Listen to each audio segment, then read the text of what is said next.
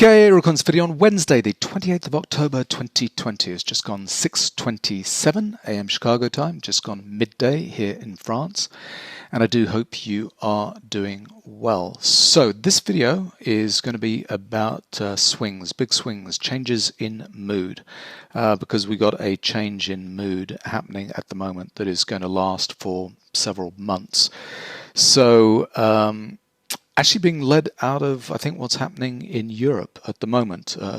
Today in France, the rumor is this morning that we're going to lock down again in France. We don't know how hard or for how long, whether it's like 2 weeks, 4 weeks, up to Christmas, who knows. Macron, the president of France, is going to be speaking later this evening with that, but since the rumor kind of came out, the euro has just been falling through the floor this morning on that news. And I think it just talks to a general change in mood right now. We've been going through a little bit of a euphoric phase for the last kind of several months, but a lot of charts are starting to roll over. I'm going to show you that on my asset charts and my Forex charts. But just as a little bit of background, reason you've not heard from me for 2 or 3 weeks is because I was traveling to the UK. Had to go see my mother, who is 90 years old and not doing so well. It was interesting traveling internationally. We've done a couple of hops. We came from Hawaii to Canada, Canada to France. Now we've had to go to the UK and kind of back to France, and just to see the changes over the last couple of months. Very few people traveling internationally, which is, kind of obvious, I suppose. But it's interesting to see the different moods in places. London's seemingly doing pretty well. Yep, everybody's wearing masks in shops and restaurants. But on the street, no, not so much. Public transport, yes, they have to be, and so on. Interesting, the flight that it took over was virtually empty. I think we had maybe 20 passengers in a flight that was supposed to be, for 180 people. On the way back, the flights were all cancelled. The latter half of October here, all flights between the UK and France were cancelled, and the UK and a lot of places were cancelled. So I had to get the train back, which was interesting. So you take the train from London to Paris via the Channel Tunnel. Again, pretty empty. I mean, probably about a third full going across.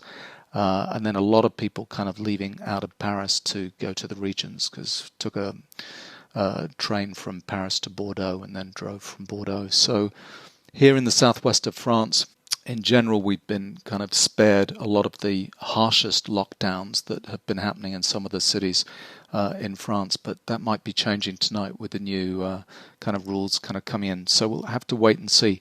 My guess is that as the US is starting to become a little bit more open, Europe is starting to shut down, and the contrast between the two is going to become pretty pronounced in the next several weeks, and how the US reacts will be important kind of going into December, Christmas time, and so on.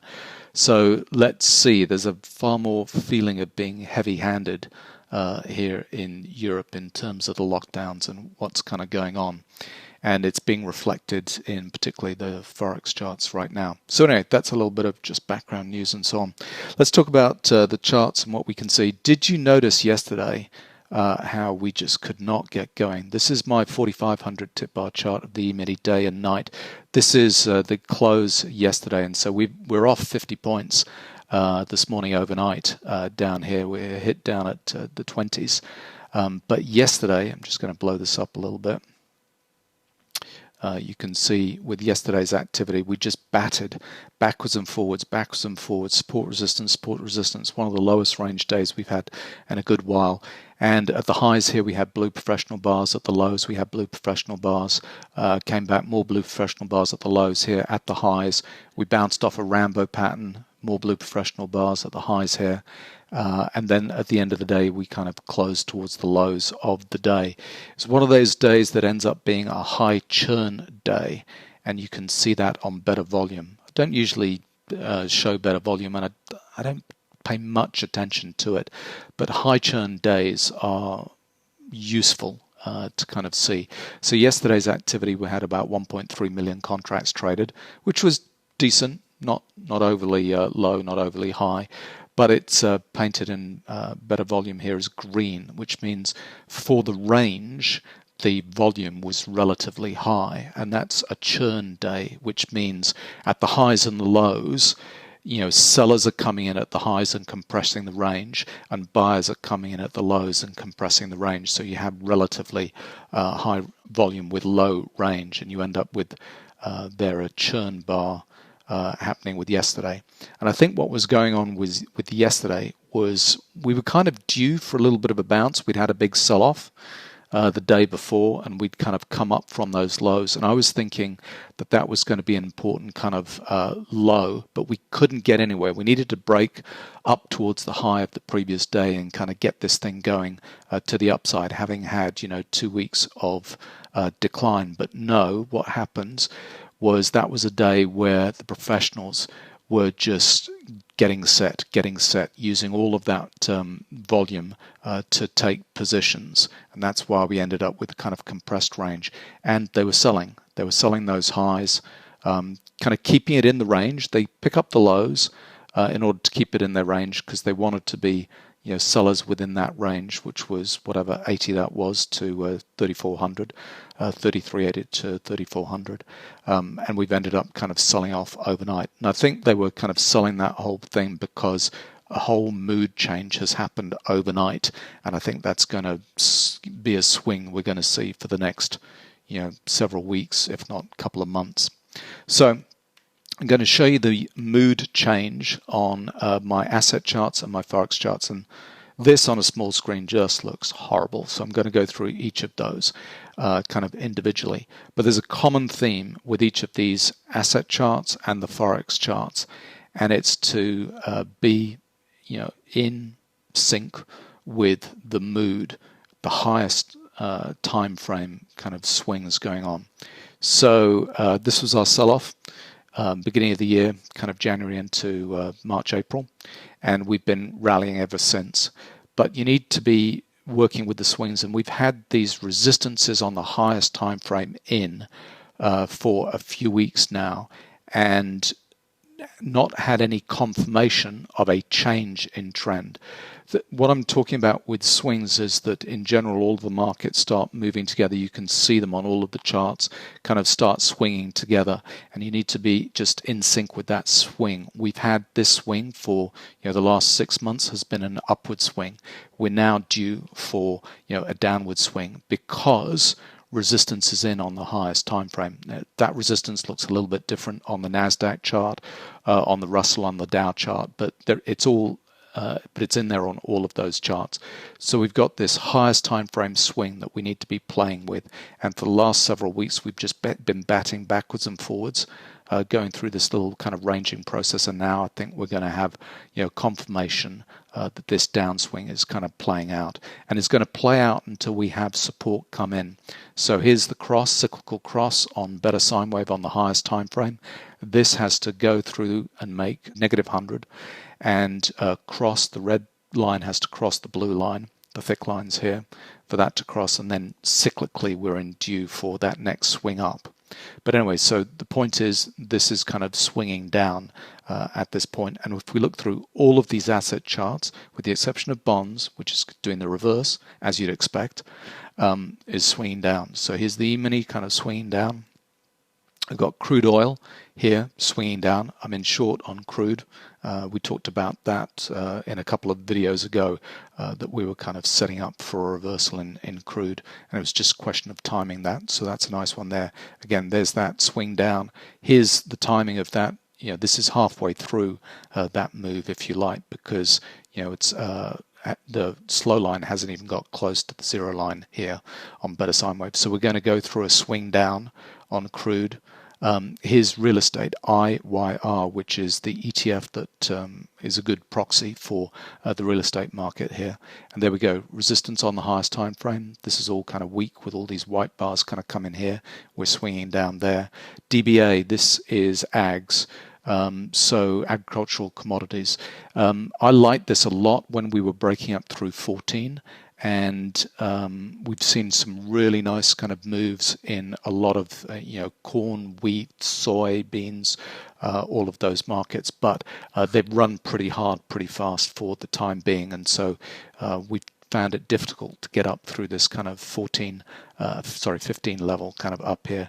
So we're due for having a little bit of a swing down. I don't think it's going to be as strong as the swing down in some of the more risk-on type markets, but we'll wait and see. But at the moment, we've got a resistance in there on DBA. Copper, HG, same thing. Copper's been really strong.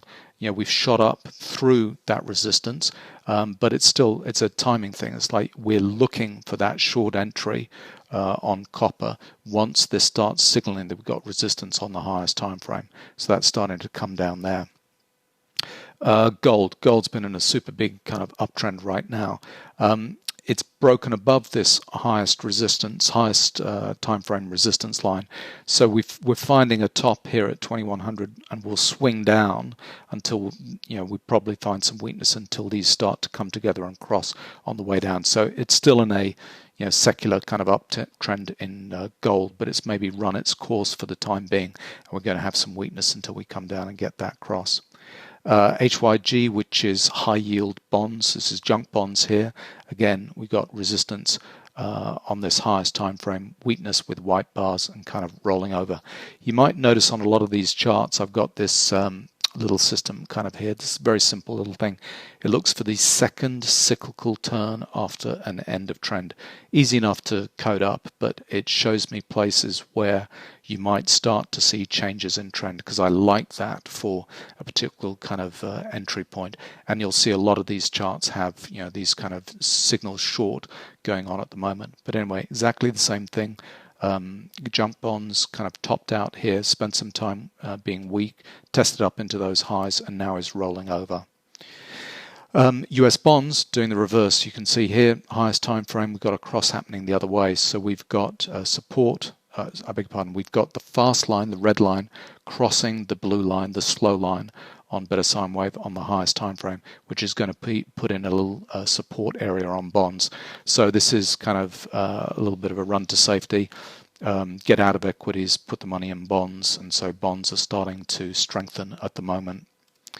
And then EEM, which is emerging markets. So there's kind of more risky equities here. Same thing, resistance on the highest time frame. We're going to swing down there.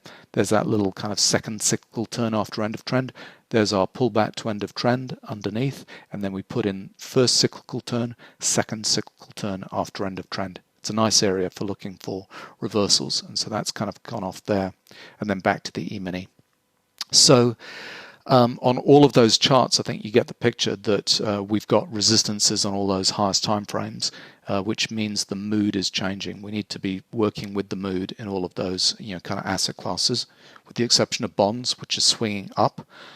So now we're going to just go through a mood change, and we'll just have to see how long that lasts. There'll be ups and downs, there'll be good entries and poorer entries, but in general the mood will be kind of down.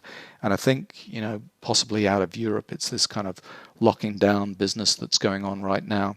Quite a lot of unhappiness with it. We've got stories out of Italy, out of Spain, that we've got protests, certainly, maybe you could call it more riots in the street, to do with those kind of lockdowns. So we'll see how that kind of plays out. So on the asset classes, the major asset classes, that's what's going on. We've got to be playing with that mood. And the same thing is happening with the major Forex charts. So exactly the same thing. Looks like a real mess here on a big screen. Looks great, but I'll just go through those kind of individually. Start with the dollar index. So dollar index, we've got a rush to safety. We've got kind of a risk-off kind of mood. So here we've got cyclical support on the highest time frame kind of come in, and some strength on the dollar index. Remember the dollar index, the two biggest components are the Japanese yen and the euro. The euro is selling off at the moment, but the Japanese yen is rallying. And the Japanese yen is rallying because of the carry trade kind of unwinding. So when we see equities markets particularly kind of weaken, or bond markets, high yield bond markets weaken, causes margin calls, and money needs to be repatriated back to Japan, which causes the Japanese yen to strengthen. So I don't think the best vehicle to take with a weakness in these currencies or strength in dollar index, I don't think the best vehicle to take the trade in is dollar index, because you've got two things going on. You've got the euro weakening, with the Japanese yen strengthening, so they're going to be counter each other. Different weights, obviously, within the dollar index. I think the euro is at least double the weight compared to the Japanese yen, but I think you could take the play differently. Either be long Japanese yen and short euro would be a more effective trade, but up to you. But dollar index is strengthening because that cyclical support is in on the highest time frame. Then here's Mexican peso. We've got resistance on the highest time frame is in. We've got some severe weakness kind of with today's activity. We've got Canadian dollar, same thing, resistance on the highest time frame, and we're selling down at the moment here. Aussie dollar, resistance on the highest time frame, kind of selling down right now.